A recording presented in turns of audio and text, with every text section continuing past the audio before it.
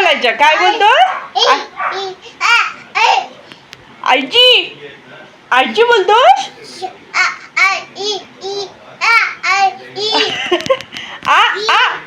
आईची आईची बोलतोस?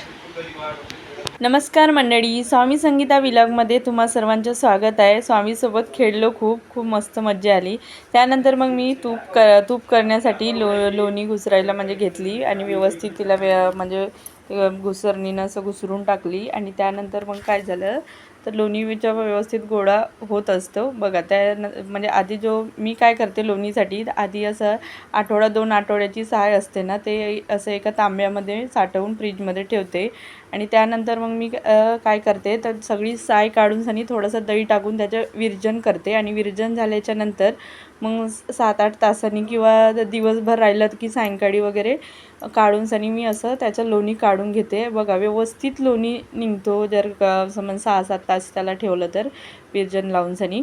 मी तसंच नेहमी करते. आणि हा कसं गाईच्या दुधाचं साय आहे आणि गाईच्या दुधाची साय असल्यामुळे मस्त साजूक तूप व्यवस्थित असतो. आणि बघा लोणी मी काढलेली आहे, लोणी व्यवस्थित निघालेली आहे.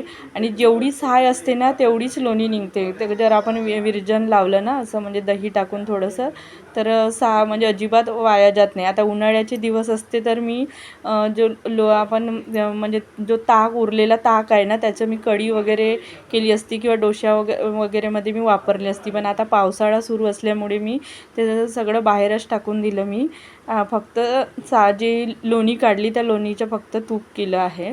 उन्हाळा असता तर त्याचा उपयोग पण मी करत असते. मी उन्हाळ्यामध्ये करतो त्याचा उपयोग. आता पावसाळा असल्यामुळे तो उपयोग मी केलेला नाही आहे. बघा लोणी निघाली, जेवढी साय होती तेवढीच लोणी निघाली, अजिबात कमी झालेली नाही. ते ही लोणी आता मी गॅस लावून जणी तिथं गरम करायला ठेवणार.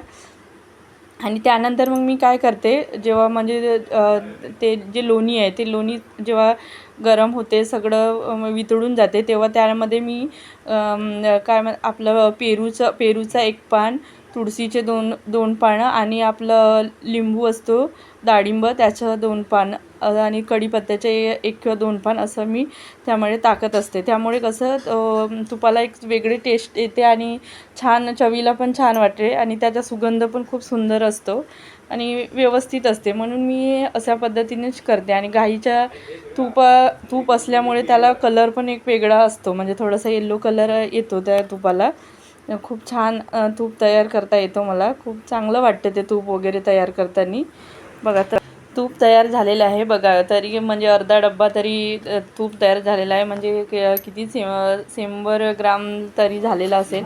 त्यानंतर मग स्वामीसोबत खेळलो मी. स्वामी मस्त लगोरी लावत होता. फक्त तो कसं सिक्वेन्स किंवा कलर वाईज लावत नाही, फक्त तो जे हाताला लागले त्या आतमध्ये टाकण्याचा प्रयत्न करतो. आता तो लहान आहे, 2 वर्षाचा पण व्हायला आहे स्वामी, त्यामुळे तो तेवढ्याच करतो. आणि हे सगळं कामं करत असताना तो नेहमी माझ्यासोबतच असतो बरं. म्हणजे तूप वगैरे तयार करताना सुद्धा माझ्यासोबतच होतं. कसा वाटला आजचा व्हिडिओ तुम्ही मला कमेंट बॉक्समध्ये सांगा. आणि जर व्यवस्थित वाटला असेल तर तुमच्या मित्रमैत्रिणींना सुद्धा